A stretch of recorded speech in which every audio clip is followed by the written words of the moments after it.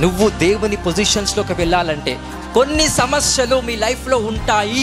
నేను పోతాయి అని చెప్పట్లేదు, ఉంటాయి. ఆ సమస్యలను దేవుడు వాడుకొని మిమ్మల్ని ఏం చేస్తాడు? గొప్ప పొజిషన్స్లోకి తీసుకొని పోతాడు.